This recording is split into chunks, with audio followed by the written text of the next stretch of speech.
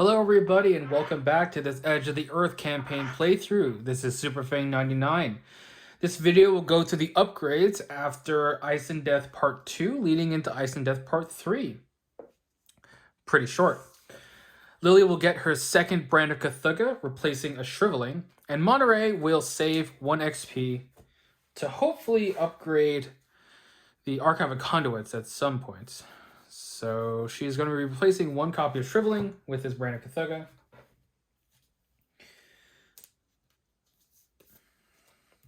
Oops.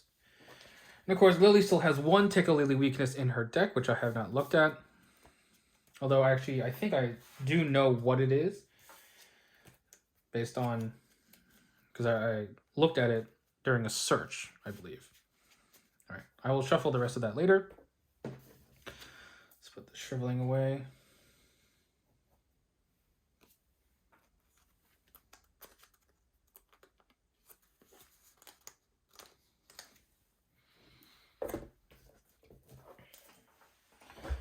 All right, and we will begin setup for Ice and Death Part 3, The Attack.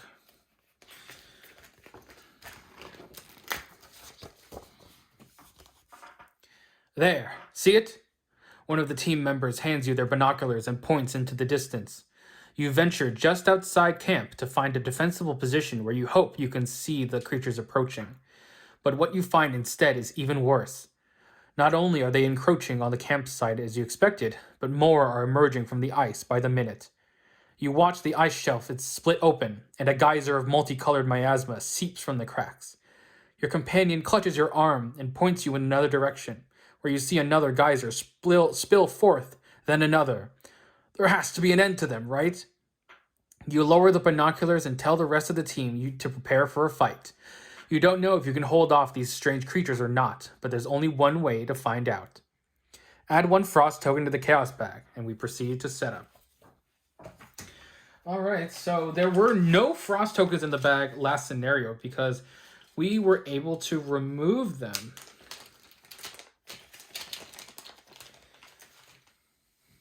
So that is a very good sign. Let me just double check that there should only be 1 frost in here. Yep, only 1 frost.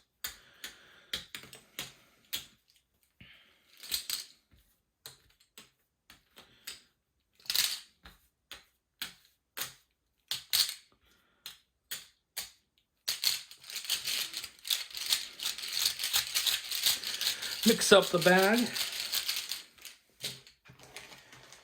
And here we go. All right. So, the Investigator Setup. Each Investigator base starting resources is equal to the shelter value of the camp instead of 5. So we get 7 again. Nice. Will be very good.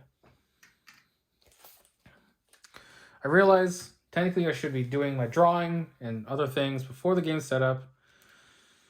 So pardon me as I shuffle Lily's deck.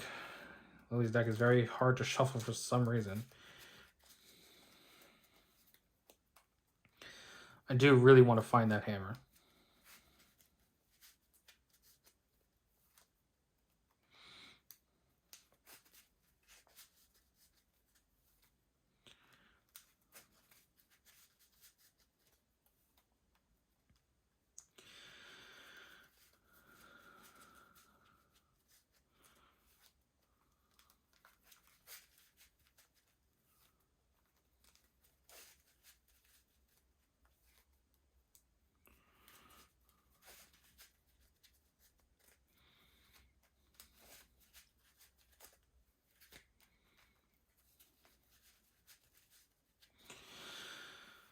All right, so let's see what Lily's opening hand is going to be.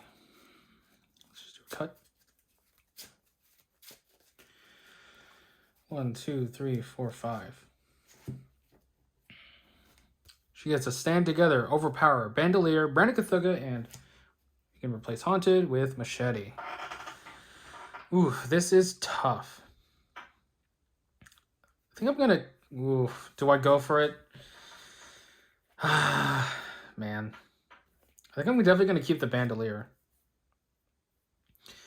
I will keep the Brand of Cthulhu and put everything else away, just in case. So, she gets Talisman of Protection, a Shriveling, and another Talisman of Protection.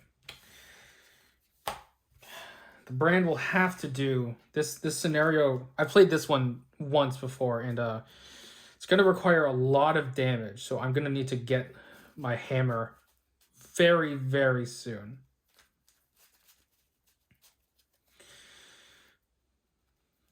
It's not a good sign.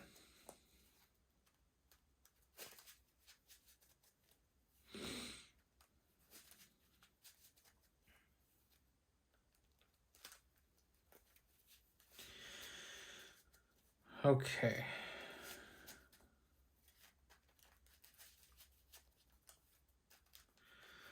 As for Monterey, I need to shuffle his deck. Apologies.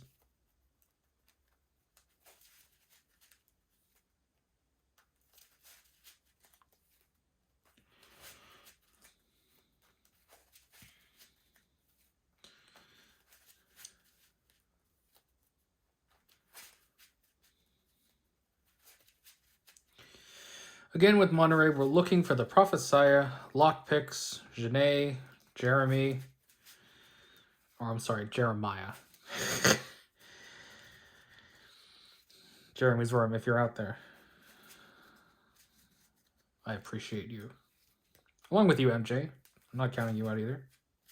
You're designing the best game I've played in my life. Okay. All right, Monterey Jack. 1, 2, 3, 4, 5. Scout ahead, backstab, lucky secret. Oh, Jesus, that's really bad. Well, I do remember this scenario. The only reason that we would need clues is to access locations that we couldn't before. So I think the scout ahead, if anything, is useful. No, it's not even. He doesn't do damage. I'll keep the backstab, because that's damage. Manual dexterity. Another backstab. Janae. And a research librarian. Well, that will find the Prophesiah. Ultimately, I think that was actually a good hand.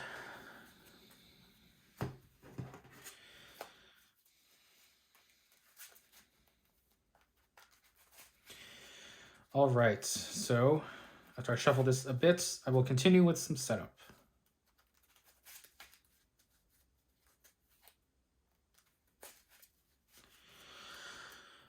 Oh, and oh, Jesus. I also need to do this.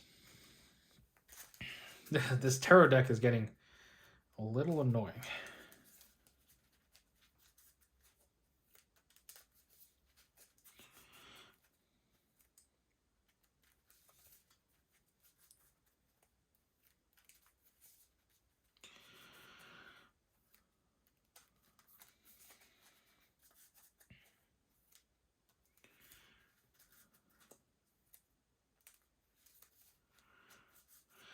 Okay, just do a bit of a cut. And Monterey, what are you getting today? The Sun 19. During Monterey's first turn, they have 2 fewer actions to take. Well, that kind of sucks. At least it's just the first turn, and we know that I don't think there's going to be any enemies on us. So, all right. Let's actually do the setup now. Each investigator may choose one available member of the expedition team. Okay, who do we want? Is it cookie time? I'm really worried about that horror, you know. I don't know. To take Mala? Could take Mauler and Dyer. That damage. Yeah, let's take Dyer again. And then let's take Mala. So that you can heal damage as well. So they both come into play with 3 uses. You have supplies. You have secrets. Dyer, what are you hiding? Okay. Scenario setup from the checkpoint. Gather all cards from the Seeping Nightmares and Creatures in the Ice encounter sets. I've done that here. Here are the Seeping Nightmares. And Creatures in the Ice are back. Search the encounter deck in all out-of-play areas for all cards from The Crash, Lost in the Night, and Left Behind. So The Crash was the original one. Left Behind, is that what it's called? Lost in the Night. I already got rid of that one. That was the other agenda. I believe that I have... Yeah, these ones are the Left Behind encounter set. So those are gone. Let's find where they go.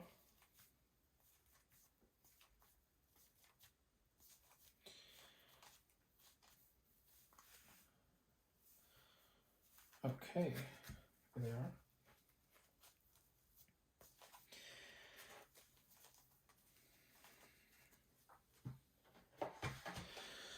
All right, and of course we still have all these cards. That's our normal encounter deck. Build the agenda deck using agendas 7 to 8, and the act deck using act 3. Yeah. Okay. Here's agenda 7 and 8.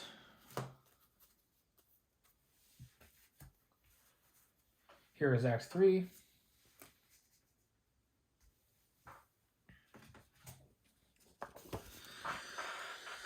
Put each remaining set-aside uncarded location into play. Yes, they're all out. Place clues on each revealed location equal to its clue value. Okay. So, placing lots of clues. We need 4 here. Another 4 there. 6 here. 2 here. 6 at the camp. 4 here. 2 here. 2 there. And I think that's everything. Yep. Find 2 Seeping Nightmare enemies. Spawn each at a different location according to the Seeping Nightmares sidebar on the next page. Remove all remaining Seeping Nightmare enemies from the game. Okay. Here are the Seeping Nightmares. There's 4 of them, of course. So remove 2 of them, and we'll spawn 2 of them in a sec.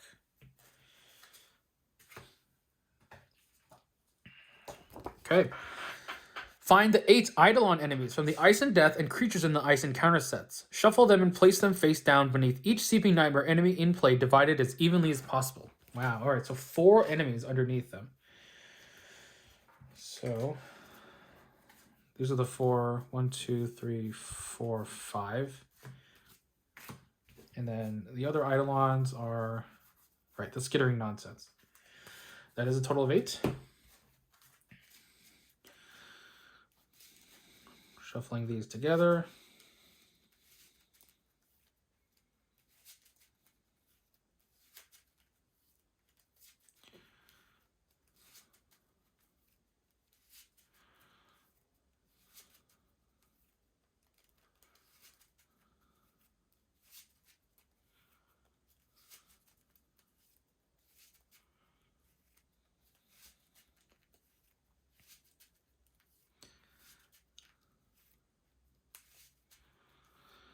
Okay, so we'll put them into piles in a sec. Each investigator begins play at the camp. Remove all clues from the camp. It begins the game with no clues on it. Okay, I remember that. Shuffle the remainder of the cards and you are now ready to begin. All right, so if we camped at the crash site, treacherous path, precarious ice sheet, or frozen shores, no. Icy waste or icebreaker landings, no. Broad snowdrifts or snow graves, no. Frigid cave or rocky crags, no. Crystalline cavern, no. Barrier camp. Spawn Seeping Nightmares first at Remnants of Lakes camp. Then Crystalline cavern. Wow. Then it would be the snow graves and then the crash site. Okay, so at least we only have 1 location we need to get to. Or we need to open at least. And it looks like there'll be enough clues. Plenty. All right, well, those are the resolutions. No spoilers there. Let's deal out 4 of these to each of them.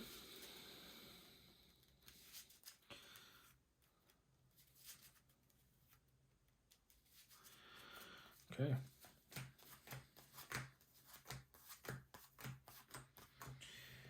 All right, so these 4 are underneath this Seeping Nightmare.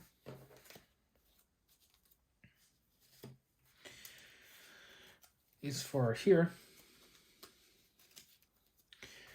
All right, and then we shuffle these together. While I do that, that will be the end of this video. In the next video, which hopefully should be coming up soon, we will actually start this scenario. And hopefully we'll be able to kill everything, because I think that is our goal. So, if you like this video, please like, comment, and subscribe. It really helps us out. And I'll see you next time. This has been SuperFang99, signing out.